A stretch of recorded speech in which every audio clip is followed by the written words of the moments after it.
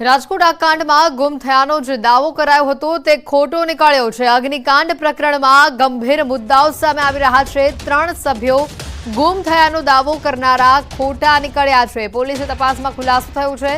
દાવો કરનાર સામે ફરિયાદ દાખલ કરવામાં આવી છે। સરકારી લાભ લેવા વિજય પંડ્યાએ ફરિયાદ કરી હતી।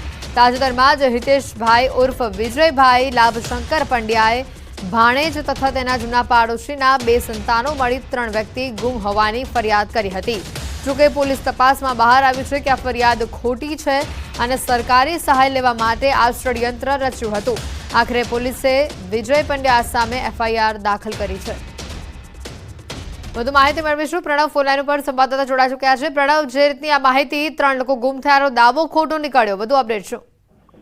ચોક્કસ જે રીતે રાજકોટની અંદર ગેમિંગ ઝોનમાં અગ્નિકાંડ થયો તેને લઈને અનેક લોકોના મૃત્યુ થયા છે તે પ્રકારના અહેવાલો પ્રસારિત કર્યા હતા, પરંતુ ન્યૂઝ18એ એ વાતની પુષ્ટિ કરી હતી કે રાજ્ય સરકારે પણ એ વાતની પુષ્ટિ કરી હતી કે માત્ર 27 લોકો જ આ સમગ્ર ઘટનાક્રમની અંદર મૃત્યુ પામ્યા છે। પરંતુ કેટલાક એવા પણ લોકો હતા જેવા વિજયભાઈ પંડ્યા જેવા કે જેઓ સરકારની જે સહાયો હતી, જે સરકાર તરફથી 4 લાખ સહાય આપવામાં આવી હતી, પ્રધાનમંત્રી તરફથી 2 લાખની સહાય આપવામાં આવી હતી, તેની અંદર પોતે પોતાના પરિવારજનોને સહાય મળે તેના જ કારણે તે લોકોએ પોતાની ખોટી ફરિયાદો નોંધી હતી। કારણ કે અગ્નિકાંડ બાદ પોલીસે એક નંબર જાહેર કર્યો હતો કે આપને આપના સ્વજન ગુમાવ્યા છે તો એ સ્વજનોની યાદી માટે આપ અહીં અરજી કરી શકો છો, આપ અહીં ફરિયાદ કરી શકો છો। તે ફરિયાદ વિજય પંડ્યા નામના વ્યક્તિએ કરી હતી કે મારા ભાણેજ અને મારા જૂના પાડોશીના 2 વ્યક્તિઓ, એમ કુલ 3 વ્યક્તિઓ આ કાંડમાં ગુમ થયા છે। પરંતુ પોલીસે જ્યારે ક્રોસ ચેકિંગ કર્યું તેમાં તપાસમાં આવ્યું કે આ કોઈ પણ પ્રકારના પરિવારના સભ્યો નથી અને પરંતુ તેઓએ સરકારી સહાયને લેવા માટે આ પ્રકારની ખોટી ગેરમાર્ગે દોરવાનો પ્રયાસ કર્યો છે અને તેના જ કારણે જે મૃત્યુ આંક છે એ ક્યાંક ને ક્યાંક 30ની ઉપર આવતો હતો। પરંતુ જ્યારે આખી ઘટનાક્રમ સામે આવી, પોલીસ પણ ચોંકી ગઈ હતી, સરકાર પણ ચોંકી ગઈ હતી, કારણ કે આ પ્રકારની પણ ક્યાંક લોકો પૈસા લેવાની લાલચની અંદર આ પ્રકારના પણ ખોટા આંકડાઓ આપી રહ્યા હતા, ખોટી માહિતી આપી રહી હતી। પોલીસ ગેરમાર્ગે દોરાઈ રહી હતી, જેને કારણે પોલીસે તેની સામે એફઆઈઆર દર્જ કરી છે, તેની સામે કાયદેસરની કાર્યવાહી કરી છે અને એ સ્પષ્ટ થઈ ગયું છે કે અત્યાર સુધી જે અગ્નિકાંડ થયો રાજકોટની અંદર તેમાં 27 લોકોની મોતની પુષ્ટિ સરકારે કરી છે। એના પછી એક પણ વ્યક્તિનું મોત થયું નથી અને 27 જે મેમ્બરો હતા, જે લોકોના મૃત્યુ થયા છે, તેના પરિવારજનોને તેના જે શવ છે, બોડી છે, તે પણ આપી દેવામાં આવ્યા છે। આભાર પ્રણવ, માહિતી બદલ। રાજકોટ કાંડમાં 27 મૃતદેહોના ડીએનએ સોંપવામાં આવ્યા। અત્યાર સુધીમાં તમામ 27 લોકોના ડીએનએ સોંપાયા। તમામ 27 મૃતકોના ડીએનએ સોંપાઈ ગયા અને હવે એફએસએલમાં કોઈ બાકી ડીએનએ સેમ્પલ નથી। એફએસએલમાં બાકી ડીએનએના હાલ કોઈ સેમ્પલ નથી। તમામ 27 લોકોના ડીએનએના સેમ્પલ સોંપવામાં આવ્યા હતા। તમામ 27 લોકોની ઓળખ થઈ ચૂકી છે।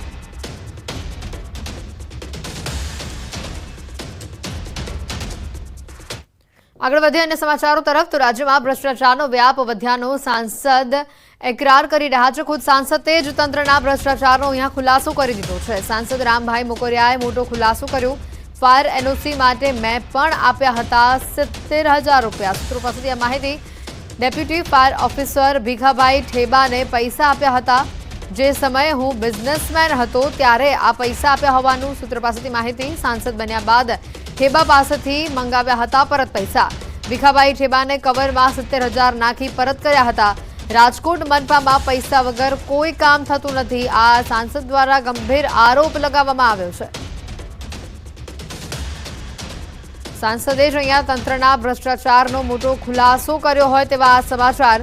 સાંસદ રામભાઈ મોકરિયાએ આ સમગ્ર ઘટનાક્રમને લઈને મોટો ખુલાસો કર્યો છે, મોટો ભ્રષ્ટાચારનો આરોપ લગાવ્યો છે। ભ્રષ્ટાચારનો વ્યાપ વધ્યાનો સાંસદનો જ એકરાર અહીંયા સામે આવ્યો છે। ભીખા ઠેબાએ કવરમાં 70,000 પરત કર્યા હતા। સૂત્રો પાસેથી આ માહિતી। રાજકોટ મનપામાં પૈસા વગર કોઈ કામ થતું નથી, આ ખુદ સાંસદ રામભાઈ મોકરિયાએ આરોપ લગાવ્યો છે। ભ્રષ્ટાચારનો વ્યાપ વધ્યાનો સાંસદનો આ એકરાર। ભીખા ઠેબાએ કવરમાં 70,000 રૂપિયા પરત કર્યા હોવાનું સૂત્રો પાસેથી માહિતી। આ સમગ્ર ઘટનાક્રમ જે બહાર આવ્યો, ફાયર એનઓસી માટે મેં પણ રૂપિયા આપ્યા 70,000। ડેપ્યુટી ફાયર ઓફિસર ભીખાભાઈ ઠેબાને પૈસા આપ્યા હોવાની માહિતી સૂત્રો પાસેથી સામે આવી રહી છે।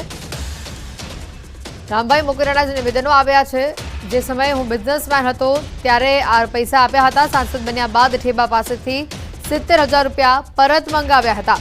ભીખાભાઈ ઠેબાએ કવરમાં 70,000 રૂપિયા નાખી પરત કર્યા હોવાની માહિતી તો રાજકોટ મનપામાં પૈસા વગર કોઈ કામ થતું નથી તેવું સાંસદનું આ ગંભીર અને મોટો આરોપ સામે આવી રહ્યો છે.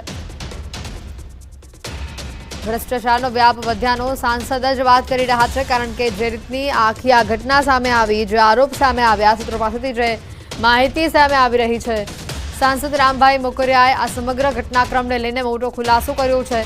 ત્યારે આગળ પણ અન્ય બાબતો આ ઘટનાને લઈને સામે આવે તેવી શક્યતા જણાઈ રહી છે.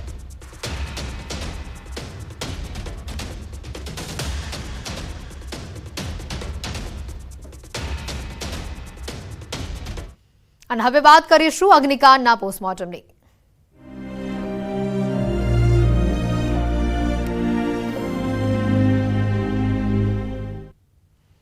આ આગકાંડમાં અત્યાર સુધીનો સૌથી મોટો ખુલાસો ન્યૂઝ 18 પર. આ કાંડ અંગે સૌથી મોટા સમાચાર આપણે બતાવી રહ્યા છે.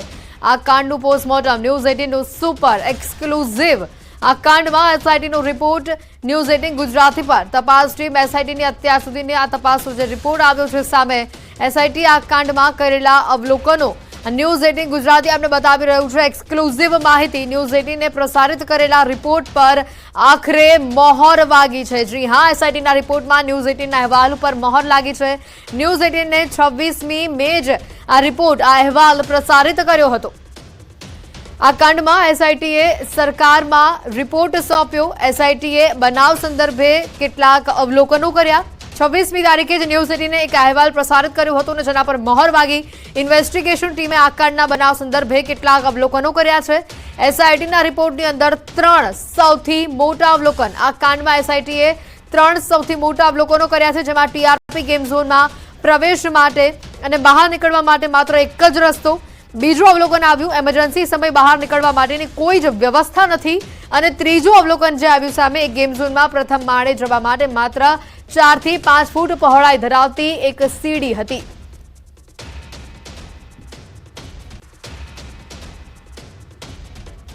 તો એસઆઈટીનું પોલીસ, મનપા, માર્ગ મકાન વિભાગ અંગે પણ અવલોકન સામે આવ્યું છે. પોલીસ વિભાગ માટે એસઆઈટીના 4 મોટા અવલોકનો, જેમાં પોલીસ વિભાગના લાયસન્સ શાખાના તત્કાલીન પીઆઈ એનઆઈ રાઠોડ અને રાજકોટ તાલુકા પોલીસ સ્ટેશનના તત્કાલીન પીઆઈ વીઆર પટેલ લાયસન્સ આપતા સમયે ગંભીર નિષ્કાળજી દાખવી હોવાનું ટાંક્યું છે. આ એસઆઈટીના અવલોકનમાં સામે આવ્યું છે. એસઆઈટીનું અવલોકન છે કે ફાયર એનઓસીની ચકાસણી બંને પીઆઈએ નહોતી કરી. ટેમ્પરરી સ્ટ્રક્ચરના ઓઠા હેઠળ મનપાની મંજૂરી નહોતી લેવાઈ. પીજીવીસીએલનો અભિપ્રાય લેવામાં નથી આવ્યો. તત્કાલીન પીઆઈ વીઆર પટેલે સ્થળ ઉપર ખરાઈ કર્યા વગર જ જુદા જુદા વિભાગમાંથી જરૂરી પ્રમાણપત્રો મેળવ્યા વગર લાયસન્સ આપવા બાબતે પોતાનો હકારાત્મક અભિપ્રાય આપ્યો હતો. એસઆઈટીની રાજકોટ મનપાની કામગીરી અંગે અવલોકન આવ્યું છે. તો એસઆઈટીએ મનપાની કામગીરી અંગે કુલ 6 જેટલા અવલોકનો કર્યા છે. ટીઆરપી ગેમ ઝોન છેલ્લા 3 વર્ષથી વધારે કાર્યરત હતું. પાકું બાંધકામ પણ જણાઈ આવ્યું હતું, છતાં પગલાં લેવામાં ન આવ્યા. ટેમ્પરરી સ્ટ્રક્ચરના બહાને છૂટ આપવામાં આવી હતી અને 3 વર્ષ કરતાં વધુ સમયથી તે ચાલતું હતું. જગ્યા બિનખેતી હોવાથી ગેમ ઝોન જેવી કમર્શિયલ પ્રવૃત્તિ ચલાવી ન શકાય. સ્થાનિક assistant town planning officer Gautam Joshi અને આસિસ્ટન્ટ એન્જિનિયર જયદીપ ચૌધરીએ ગેમ ઝોન વિરુદ્ધ કોઈપણ જાતની કાર્યવાહી ન કરી. સ્થાનિક સ્ટેશન ફાયર ઓફિસરે કોઈ ચકાસણી ન કરી હોવાનું સામે આવ્યું છે.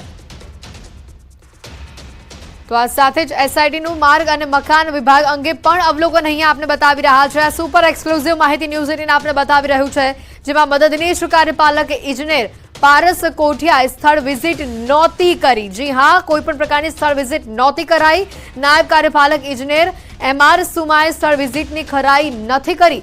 પ્રથમ માળથી ગ્રાઉન્ડ ફ્લોર આવવા માટે સીડીની પૂરતી કોઈ જ પ્રકારની વ્યવસ્થાની ખરાઈ કરાઈ ન હતી.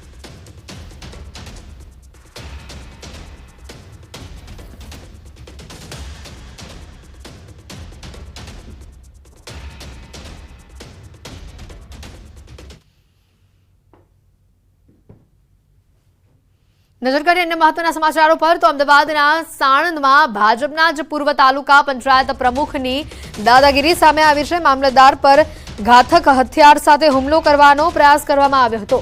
પૂર્વ પ્રમુખ અરવિંદસિંહ વાઘેલા સામે પોલીસ ફરિયાદ નોંધાઈ છે। મામલતદાર કચેરીએ હથિયાર સાથે અધિકારીને મારવા પહોંચ્યા હતા। મામલતદાર રેડ કરી વાહનો જપ્ત કરતા વિરોધ કર્યો હતો। માધવનગર ખાતે જમીનમાં ગેરકાનૂની માટી ખોદકામની મામલતદારની કાર્યવાહી સામે આવી છે।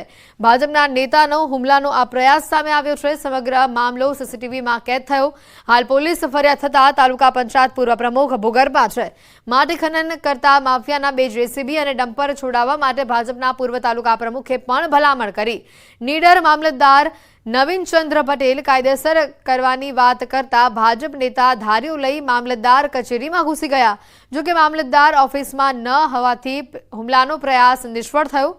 જીઓલોજી ડિપાર્ટમેન્ટના અધિકારીની શંકાસ્પદ ભૂમિકા પણ અહીંયા છતી થઈ છે। જીઓલોજીકલ ડિપાર્ટમેન્ટના અધિકારીએ 2 વખત રિપોર્ટની પૂર્તતા કરવા માટે મામલતદારને પરત મોકલી આપ્યું। સરકાર અને એસીબીના અધિકારીઓ જીઓલોજી ડિપાર્ટમેન્ટના આ શંકાસ્પદ અધિકારીની તપાસ વધુ આગળ કરશે।